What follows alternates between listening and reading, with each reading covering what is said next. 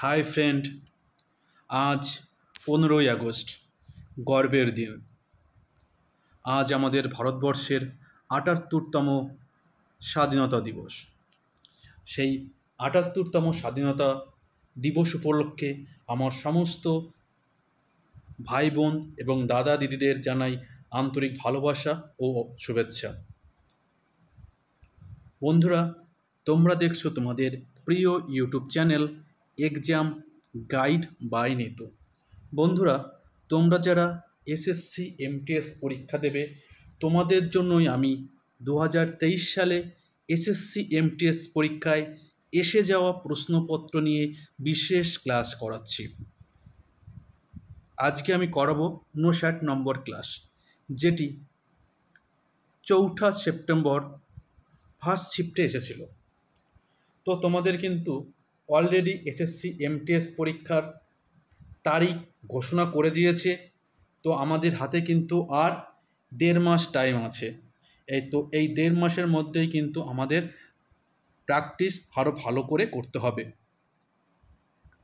আর একটা, তোমরা যারা SSC MTS form fill up করেছো, তোমরা যদি কেউ কারেকশন করতে চাও, তো আজ রাত 12টার পর থেকে 17 তারিখ রাত 12টা পর্যন্ত কারেকশন করতে পারবে। তো তোমরা যারা কারেকশন করতে চাও, তো অবশ্যই তোমরা কারেকশন করতে পারবে। তো চলো শুরু করি প্রশ্নপত্রগুলো। তো বন্ধুরা, এখনও আমার চ্যানেলটি যারা সাবস্ক্রাইব করোনি, তো বলবো অবশ্যই চ্যানেলটি সাবস্ক্রাইব করে দেবে। ভিডিওটা ভালো লাগলে একটু লাইক করবে, বন্ধুদের সঙ্গে শেয়ার করে দেবে। তো চলো শুরু করছি প্রশ্নপত্র।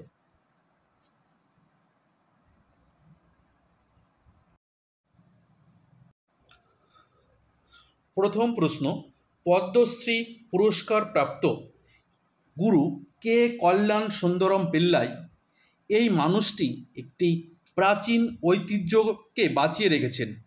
কোন ক্ষেত্রের বিশেষ অবদানের জন্য 2023 সালে পদ্মশ্রী পুরস্কারে সম্মানিত করা হয়? পদ্মশ্রী পুরস্কার ভারত সরকার এই সম্মানটি দিয়ে থাকে। তো কে কল্যাণ সুন্দরম পিল্লাই কোন নাচের জন্য এই পদ্মশ্রী পুরস্কার পেয়েছেন? তো ভারতনাট্যম। ভারতনাট্যম ভারতের সবথেকে পুরনো শাস্ত্রীয় নৃত্য। ভারতনাট্যম ভারতের সবথেকে পুরনো শাস্ত্রীয় নৃত্য ভারতনাট্যম। এটি ভারতবর্ষের তামিলনাড়ু রাজ্যের একটি শাস্ত্রীয় নৃত্য। এছাড়া কুচিপুড়ি অন্ধ্রপ্রদেশ, কথাকলি কেরালা এবং মোহিনীনাট্যম কেরালা। 2 নম্বর প্রশ্ন, কে রাজ্য নির্বাচন কমিশনারকে নিয়োগ করেন? রাজ্য নির্বাচন কমিশনারকে নিয়োগ করেন রাজ্যপাল। রাজ্য নির্বাচন কমিশনার পঞ্চায়েত এবং পৌরসভার নির্বাচন কিন্তু করে থাকেন। পৌরসভা এবং পঞ্চায়েত নির্বাচন কিন্তু রাজ্য নির্বাচন কমিশনার করে থাকেন। ঠিক আছে, চলো নেক্সট।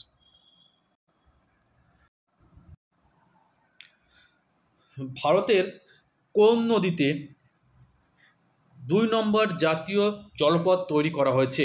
ভারতের কোন নদীতে 2 নম্বর জাতীয় জলপথ তৈরি করা হয়েছে? তো সঠিক উত্তর হবে ব্রহ্মপুত্র। ব্রহ্মপুত্র নদীতে 2 নম্বর জাতীয় জলপথ তৈরি করা হয়েছে। 2 নম্বর জাতীয় জলপথ, যার দৈর্ঘ্য 891 কিমি, এটি সাদিয়া থেকে ধুবড়ি পর্যন্ত বিস্তৃত। 1 সেপ্টেম্বর 1988 সালে এই 2 নম্বর জাতীয় জলপথ ঘোষণা করা হয়। ভারতের 1 নম্বর জাতীয় জলপথ এলাহাবাদ থেকে হলদিয়া পর্যন্ত বিস্তৃত। এলাহাবাদ থেকে হলদিয়া পর্যন্ত বিস্তৃত ভারতের 1 নম্বর জলপথ এলাহাবাদ থেকে হলদিয়া পর্যন্ত বিস্তৃত। ঠিক আছে, চলো নেক্সট। ভারতের মাইক্রো ফাইন্যান্স ইনস্টিটিউটগুলি প্রাথমিকভাবে জনসংখ্যার কোন অংশকে লক্ষ্য করে বা টার্গেট করে? মাইক্রো ফিন্যান্স কোম্পানিগুলি বা ইনস্টিটিউটগুলি প্রাথমিকভাবে জনসংখ্যার কোন অংশকে লক্ষ্য করে বা টার্গেট করে? তো ভারতের যে সমস্ত নিম্ন আয়ের ব্যক্তিরা রয়েছেন এবং ছোট ছোট ব্যবসায়ীরা রয়েছেন, তাদেরকে কিন্তু এই মাইক্রো ফাইন্যান্স ইনস্টিটিউটগুলো কিন্তু টার্গেট করে থাকে। তো এই নিম্ন আয়ের ব্যক্তি এবং ছোট ছোট যে ব্যবসায়ীরা রয়েছে তাদেরকে কিন্তু স্বল্প মেয়াদি হারে কিন্তু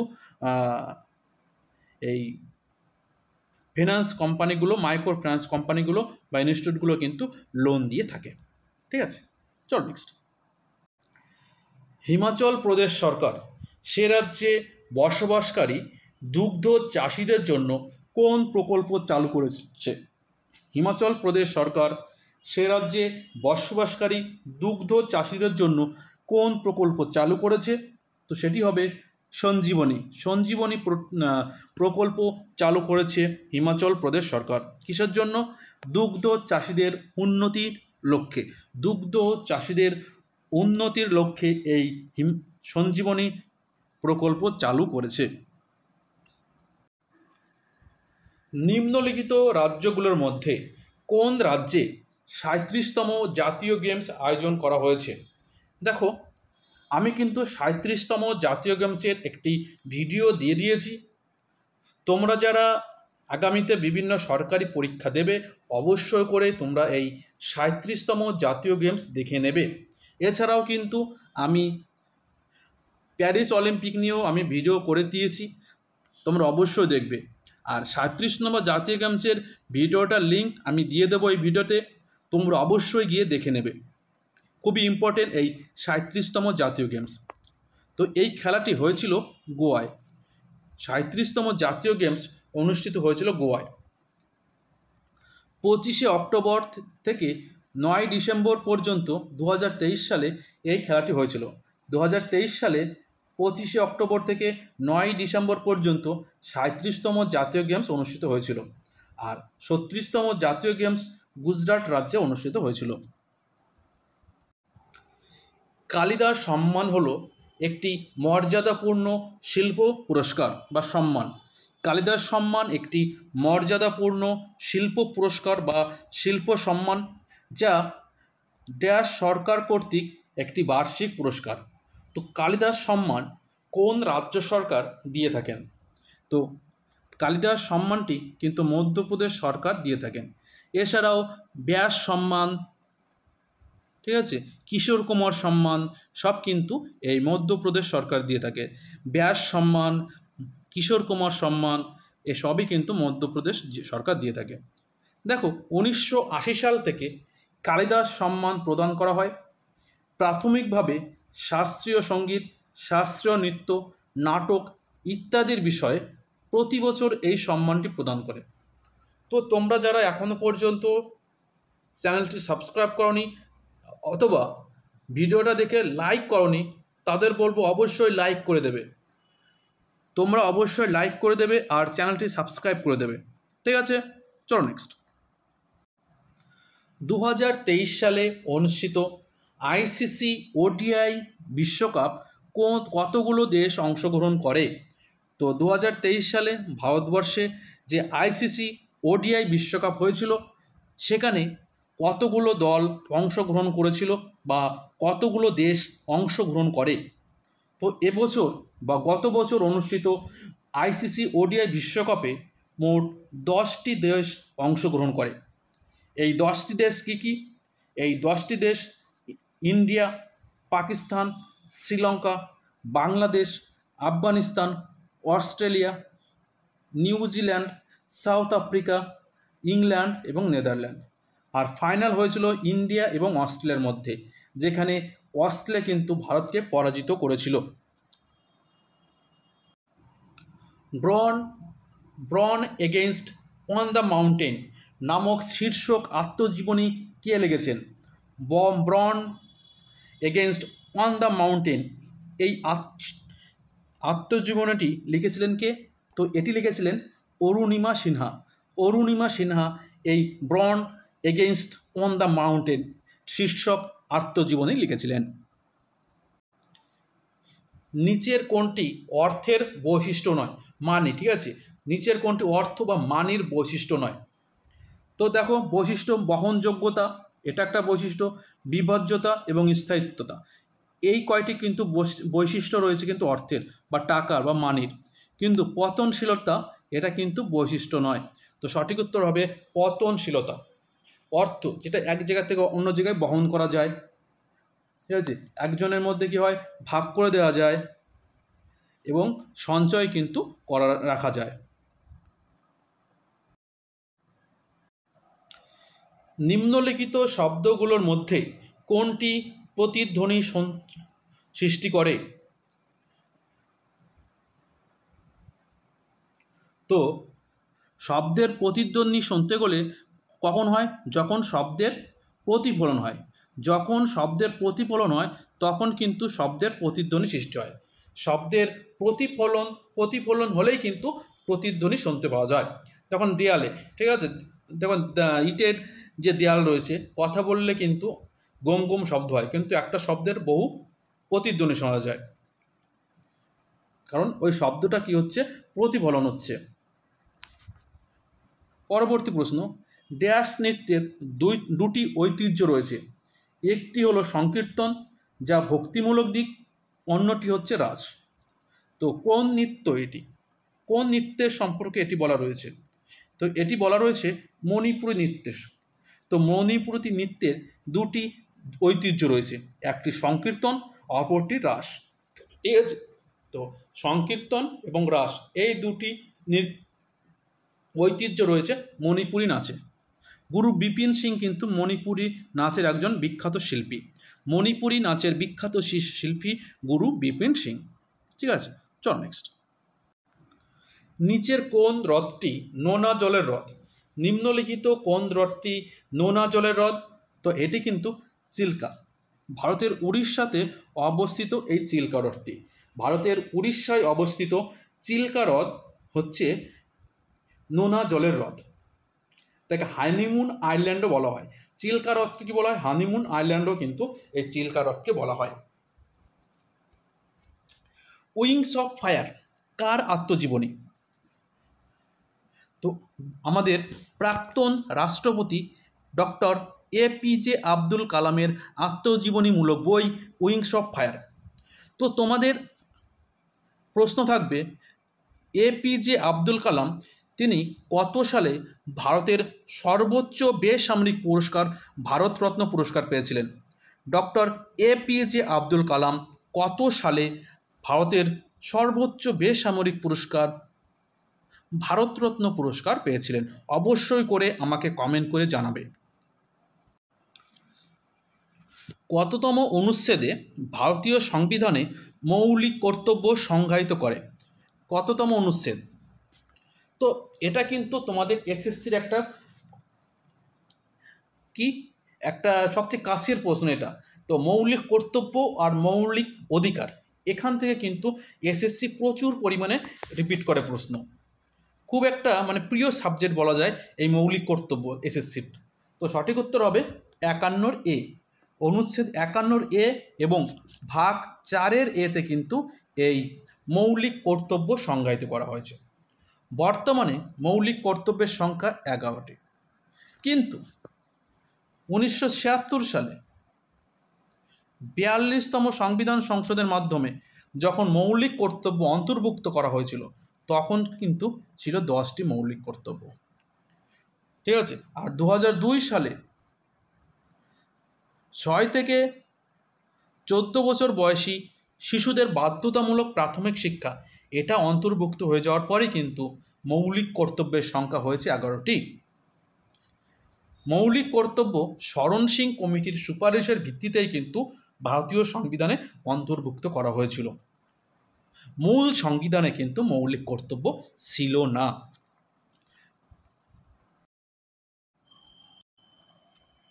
দু সালে ভূপেন্দ্র কুমার হাজারিকা ভারতরত্ন পুরস্কার পান। তিনি পেয়েছিলেন মরণোত্তর ভারতরত্ন পুরস্কার। তিনি কোন ক্ষেত্রের জন্য এই বিশেষ সম্মানটি পেয়েছেন? ভূপেন্দ্র কুমার হাজারিকা। ভারতরত্ন ভারতের সর্বোচ্চ বেসামরিক পুরস্কার, যেটি 1954 সাল থেকে কিন্তু দেয়া হয়। 1954 সাল থেকে কিন্তু ভারতরত্ন পুরস্কার দেওয়া হয়। আর 2019 সালে ভারতরত্ন পুরস্কার পেয়েছিলেন ভূপেন্দ্র কুমার হাজারিকা। তিনি কিন্তু একজন সঙ্গীত শিল্পী ছিলেন। তার এক গান মানুষ মানুষের জন্য, ঠিক আছে, মানুষ মানুষের জন্য, এই গানটা কিন্তু আমার খুবই ভালো লাগে। তোমাদের কেমন লাগে অবশ্যই বলবে। আমার তো ভালো লাগে মানুষ মানুষের জন্য, এই যে এই গানটা। বঙ্গোপসাগরের তীরে অবস্থিত বিশ্বের বৃহত্তম বদ্বীপ সুন্দরবন, এটি কোন ধরনের গাছপালা দেখা যায়? তো সুন্দরবনে কোন ধরনের গাছপালা দেখা যায়? তো সুন্দরবনে কিন্তু দেখা যায়, কি দেখা যায়? গরান, গেও, ঠিক আছে, হোগল পাতা, এইসব কিন্তু দেখা যায়। তো এইগুলো কিন্তু ম্যানগ্রোভ বনের উদাহরণ। তো সুন্দরবনে কিন্তু কোন ধরনের গাছপালা দেখা যায়? তো ম্যানগ্রোভ জাতীয় গাছপালা দেখা যায়। সুন্দরবন একটি ম্যানগ্রোভ বন। সুন্দরী, গরান, গেও, ঠিক আছে, হোগলা পাতা, এইসব কিন্তু দেখা যায় এই সুন্দরবনে। আরব সাগরে অবস্থিত বোম্বে হাই কোন খনিজের জন্য এই বোম্বে হাই বিখ্যাত? তো বোম্বে হাইতে কিন্তু খনিজ তেল উত্তোলন করা হয়। খনিজ তেল, পেট্রোলিয়াম, ঠিক আছে, এই আরব সাগরের বোম্বে হাইতে কিন্তু খনিজ তেল উত্তোলন করা হয়। তো এই খনিজ তেলের জন্যই কিন্তু বিখ্যাত। নিচের কোন বছরে বাল্যবিবাহ বিরোধ আইন পাশ হয়? তো দেখো, এর আগে বিধবা বিবাহ আইন পাশ হয়েছিল 1856 সালে। সতীদাহ প্রথা বন্ধ হয়েছিল 1828 সালে। আর বাল্য বিবাহ বিরোধ আইন পাশ হয়েছিল কত সালে? তো এটি পাশ হয়েছিল 1929 সালে। 1929 সালে পাশ হয়েছিল বাল্য বিবাহ বিরোধ আইন। 2011 সালের আদমশুমারি অনুসারে সর্বোচ্চ সাক্ষরতার হার রেকর্ড করা রাজ্য এবং কেন্দ্রশাসিত অঞ্চল সঠিক জুটি চিহ্নিত করো। তো 2011 সালের সর্বোচ্চ সাক্ষরতার হার রাজ্য এবং সর্বোচ্চ সাক্ষরতার হার কেন্দ্রশাসিত অঞ্চল দুটি কি? তো রাজ্য বলতে কেরালা এবং কেন্দ্রশাসিত অঞ্চল হল লাক্ষাদ্বীপ।